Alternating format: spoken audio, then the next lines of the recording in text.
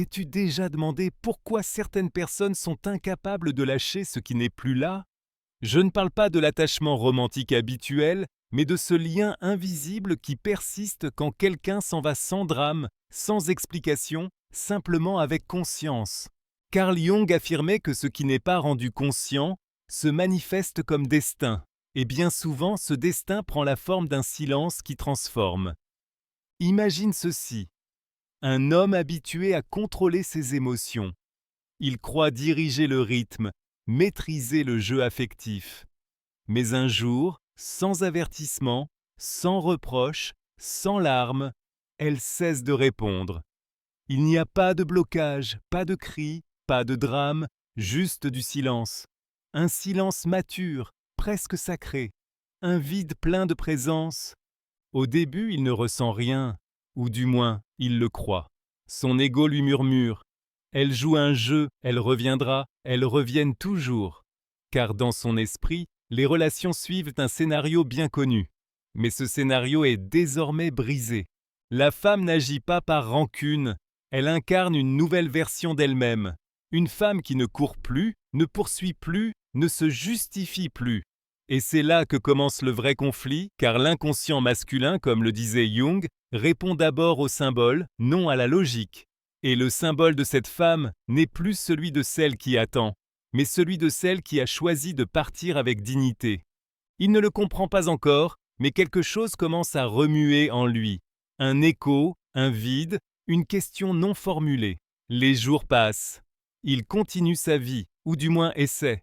Il sort, rit, publie sur les réseaux sociaux, répond aux messages, mais quelque part dans son esprit, quelque chose le dérange. Ce n'est pas encore de la nostalgie. C'est un léger chaos intérieur. L'ordre émotionnel qu'il connaissait commence à s'effondrer sans bruit. Et là surgit une image. Pas une image quelconque, mais celle de son anima, la représentation féminine qui vit dans son inconscient, façonnée par sa mère, ses expériences, ses blessures. Et cette image commence à changer, car cette femme ne correspond plus à ses schémas. Elle ne crie pas, ne réclame pas. Elle est juste partie, en silence. Ce silence, loin d'être une absence, devient une présence intense. Et le plus troublant, c'est qu'il ne parvient pas à le nommer. Il ne sait pas si c'est de la fierté, une décision, de l'indifférence. Il sait seulement qu'il ne peut pas arrêter d'y penser. Car quand une femme cesse d'insister, ce n'est pas elle qui perd, c'est lui qui se retrouve face à sa propre ombre.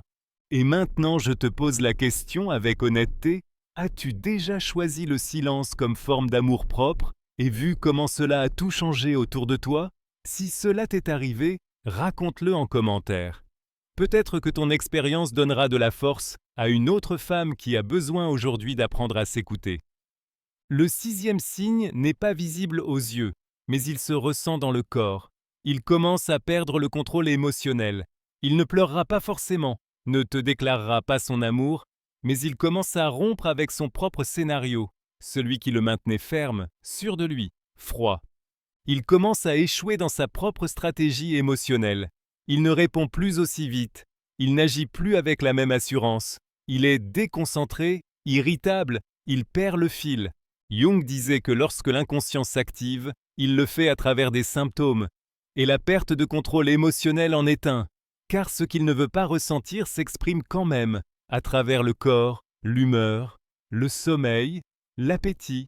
Tout commence à bouger en lui, même s'il ne sait pas comment le nommer. Tu n'es plus là, mais tu es là. Tu es dans ses pensées, dans ses rêves, dans cette chanson en fond sonore pendant qu'il travaille, dans cet endroit que vous avez visité ensemble. Tu es dans l'énergie. Et cela ne peut pas être ignoré longtemps. Il essaie de se distraire, de changer de routine, de sortir davantage, de parler à plus de gens.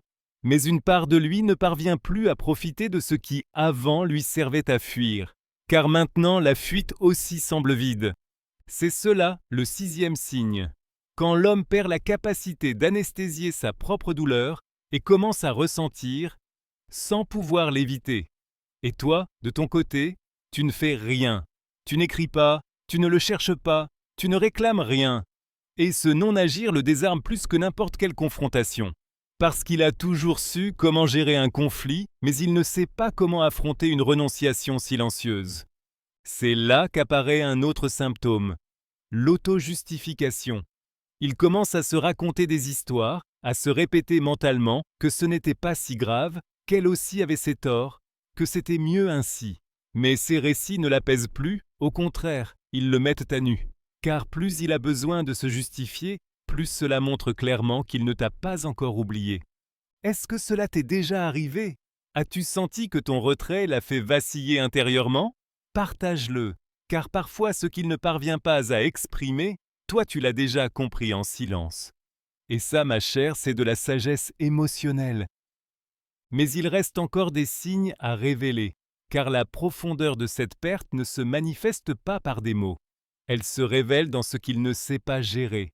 Il ne le comprend pas encore, mais il a déjà commencé à perdre le contrôle. Pas sur toi, car il ne te contrôlait déjà plus, mais sur l'idée qu'il se faisait de toi. Et cette perte de contrôle n'est pas anodine. C'est une blessure à son ego, un choc pour son scénario mental, dans lequel tu étais toujours là, toujours prête à répondre, toujours à pardonner. Dans son esprit, ton silence reste temporaire. Mais son corps commence à dire autre chose. Il y a une inquiétude persistante, une impulsion à vérifier tes réseaux sociaux, à voir si tu as vu ses stories, à chercher un signe que tu es encore là. Pas encore par amour, mais par habitude. Parce que l'ego cherche des preuves qu'il a toujours du pouvoir. Carl Jung nous parlait du pouvoir de l'ombre, cette partie de nous que l'on cache même à soi-même.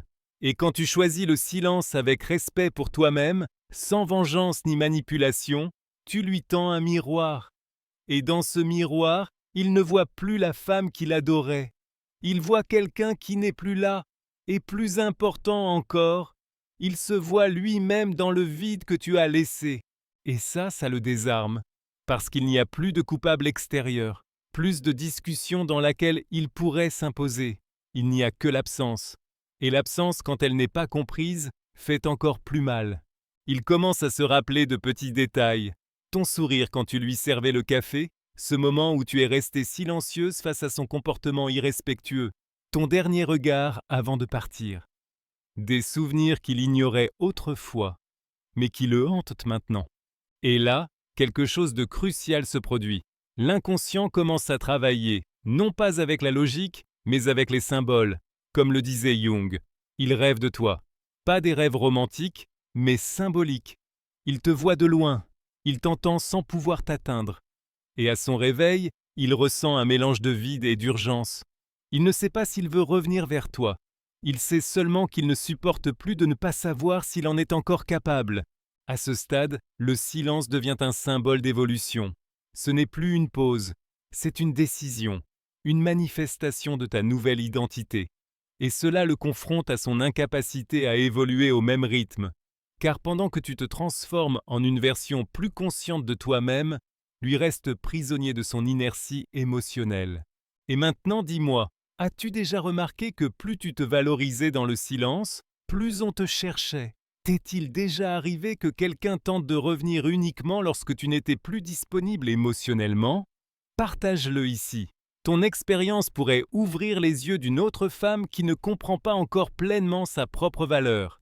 Il ne le dit pas à voix haute, mais il le ressent. Quelque chose lui a échappé. Ce n'était pas une dispute, ce n'était pas une scène. C'était une forme de départ qui ne laisse ni porte ouverte ni trace de drame. Tu as simplement cessé d'être là. Et cela, pour un homme habitué à une validation constante, est déstabilisant, parce qu'il n'était pas préparé à ta maturité. Il était préparé à ta réaction, à tes reproches, peut-être même à tes supplications, mais pas à ton silence ferme. Celui qui ne blesse pas, mais qui ne cède pas non plus. Celui qui ne crie pas, mais qui n'attend plus. Et c'est là que commence son vrai problème. Il ne sait pas comment te faire face sans tes mots, car c'était tes mots qui lui donnaient le script. Maintenant, il n'a plus rien. Carl Jung disait que tout ce que nous nions en nous-mêmes finit par nous gouverner depuis l'extérieur. Dans ce cas, ton retrait conscient active en lui l'ombre de sa propre dépendance émotionnelle. Il ne va pas le reconnaître, du moins pas encore, mais chaque jour qui passe rend ton absence plus lourde. Non pas parce qu'il n'a personne autour de lui, mais parce qu'aucune présence ne remplit l'espace laissé par quelqu'un qui a choisi de ne plus insister. Alors apparaît ce premier signe, une réaction à une ancienne story, un like sur une vieille photo, une vue rapide de ton statut. Ce n'est pas une approche directe, c'est un test, un « je suis encore là ». Et toi, tu le vois et tu le ressens, mais tu ne bouges pas. Non pas parce que tu ne ressens rien, mais parce que tu sais désormais que bouger par impulsion, c'est te trahir toi-même. C'est à ce moment que l'énergie change de direction. Ce n'est plus toi qui cherches des réponses, c'est lui qui commence à se poser des questions. Et la plus forte est « Pourquoi n'a-t-elle plus besoin de moi ?» Jusqu'alors, son ego avait construit une histoire dans laquelle ta valeur dépendait de sa reconnaissance. Mais maintenant, il commence à pressentir autre chose. Que tu t'es choisi toi-même. Et ça fait mal, car il ne s'agit pas seulement de te perdre, mais de comprendre qu'il ne t'a jamais vraiment eu. Ce qu'il croyait contrôler, c'était ta patience, ta tendresse, ton espoir. Mais plus maintenant. Désormais, tu es une autre femme, plus consciente, plus présente à toi-même, plus éveillée. Et maintenant, j'aimerais savoir quelque chose de toi. As-tu déjà vécu cette transformation, où tu es passé de la recherche d'approbation à un sentiment de complétude intérieure? Y a-t-il eu un moment où tu t'es rendu compte que ta valeur ne dépendait de personne? Raconte-le-moi dans les commentaires. Ton histoire peut inspirer bien des femmes qui cheminent encore vers cet éveil. Il commence à regarder en lui, même s'il ne s'en rend pas compte. Car le vrai silence, celui qui naît de l'amour de soi, ne s'entend pas seulement à l'extérieur, il se ressent à l'intérieur. Et ce qu'il ressent n'est ni de la culpabilité, ni de la tristesse, ni même de l'amour. C'est du désarroi, une confusion émotionnelle qu'il ne peut pas expliquer avec des mots, mais qu'il habite dans les pauses, dans les espaces où tu étais avant. Jung expliquait que la conscience s'élargit lorsque nous faisons face à l'inconnu, et pour lui tu es désormais cela, une présence énigmatique, imprévisible, qui ne répond plus à ses schémas.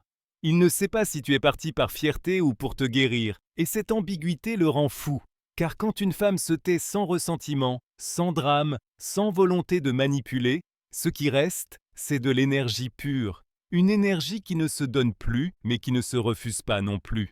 Elle n'est tout simplement plus disponible, et cela fait que quelque chose en lui commence à s'effondrer. Il ne s'agit pas seulement de te regretter, il s'agit de se confronter, de regarder son rôle dans ce qui s'est passé, de comprendre pourquoi il a cru que tu serais toujours là, même quand il ne te respectait pas, ne te valorisait pas, ne t'écoutait pas, parce que tu étais là, jusqu'à ce que tu ne le sois plus. Et cela, pour un homme émotionnellement immature, est une blessure difficile à gérer. À ce stade peut surgir la tentative la plus infantile de reprendre le contrôle. Une phrase anodine, un message sans contexte, un « salut, ça va ?» envoyé à une heure silencieuse. Non pas parce qu'il veut te voir, mais parce qu'il a besoin de savoir s'il peut encore, s'il a encore accès à toi. Mais désormais, ta réponse, si elle arrive, ne contient plus d'urgence, ni d'attente, ni d'anxiété. Elle contient de la présence. Elle a un centre. Elle a de la clarté. Jung disait que l'âme a besoin de conflits pour grandir. Et voici le sien. Pas un conflit avec toi, mais avec l'image qu'il a de lui-même. Parce que ton silence lui montre quelque chose qu'il n'avait jamais vu, qu'il n'était pas aussi fort qu'il le pensait, qu'il n'avait pas autant de pouvoir, que la femme qui était là n'est plus là, non pas parce qu'elle le hait, mais parce qu'elle s'est choisie. Et j'aimerais t'inviter à réfléchir à ceci. Combien de fois as-tu répondu par peur de perdre et non par envie d'être là? Combien de fois as-tu choisi le lien plutôt que de te choisir toi-même? Si cela t'est déjà arrivé, si tu t'es déjà tu par amour-propre et que ce silence t'a révélé ta force, partage-le avec moi dans les commentaires. Tu ne sais pas combien de femmes peuvent se reconnaître dans ton expérience. Il commence à comprendre, même s'il ne le dit pas, même s'il ne l'admet pas, qu'il est en train de te perdre pour de bon. Et pas à cause d'une dispute, ni d'une trahison. Il te perd dans le silence. Ce silence qui n'accuse pas, ne poursuit pas, ne supplie pas. Le silence qui simplement s'installe. Et plus il dure, plus il le confronte. Car pour lui, le lien était assuré.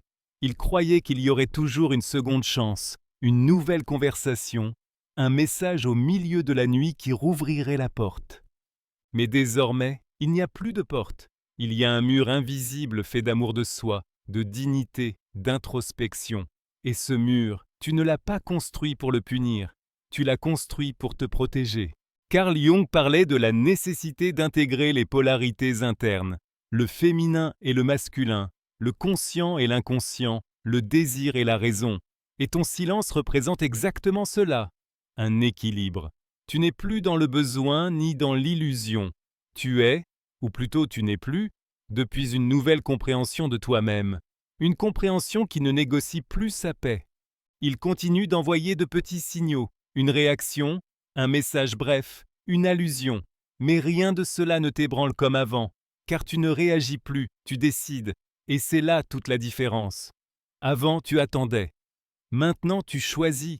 Et cette énergie, il la ressent, même s'il ne la comprend pas. Il la ressent et cela le déstabilise.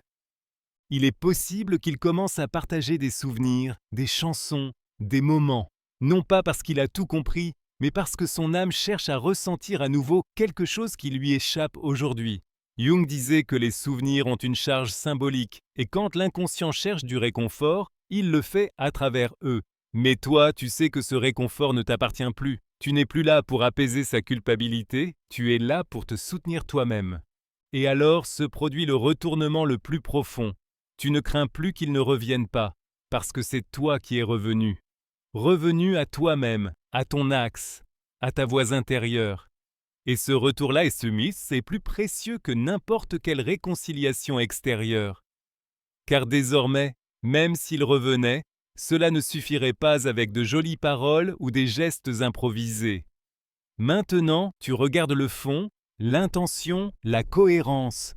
Et maintenant, je veux te poser une question avec sincérité. T'est-il déjà arrivé qu'après avoir attendu si longtemps quelqu'un, tu te sois finalement retrouvé toi-même et que tu aies compris que c'était cette compagnie-là dont tu avais le plus besoin? Si oui, raconte-le ici en bas. Ton témoignage peut apporter de la clarté à quelqu'un qui se sent encore perdu. À présent, il commence à se souvenir de qui tu étais, mais depuis un autre endroit. Pas depuis la femme qui répondait toujours, ni celle qui attendait un signe pour réessayer. Maintenant, il se souvient de toi avec un autre regard, comme de la femme qui est partie sans faire de bruit. Et cela a fait plus d'écho que n'importe quel adieu. Parce que ton silence, avec le temps, est devenu un symbole.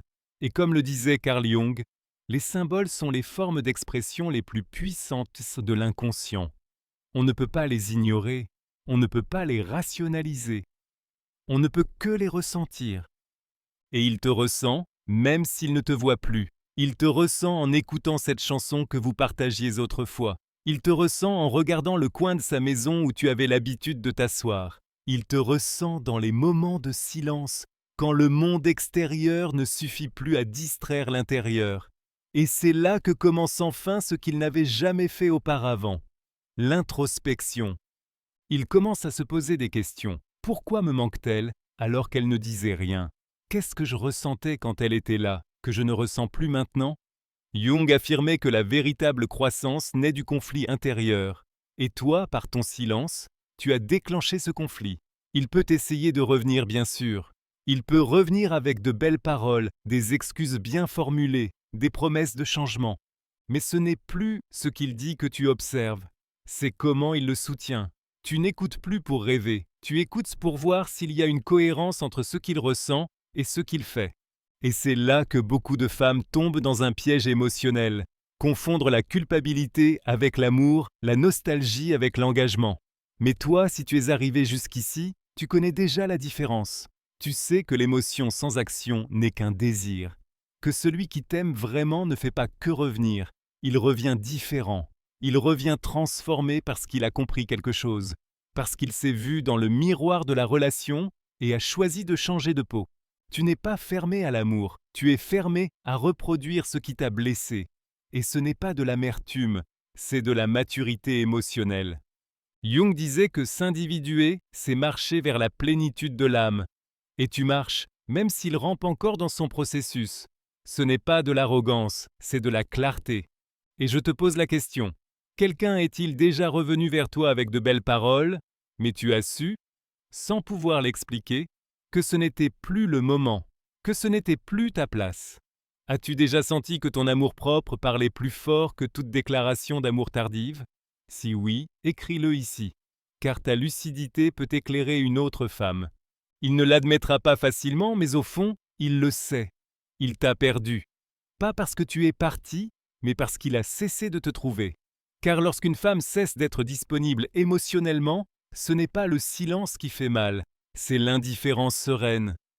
Ce calme qui ne demande rien, n'accuse pas, n'insiste pas. Ce calme qui lui montre qu'il n'a plus la même place dans ton monde.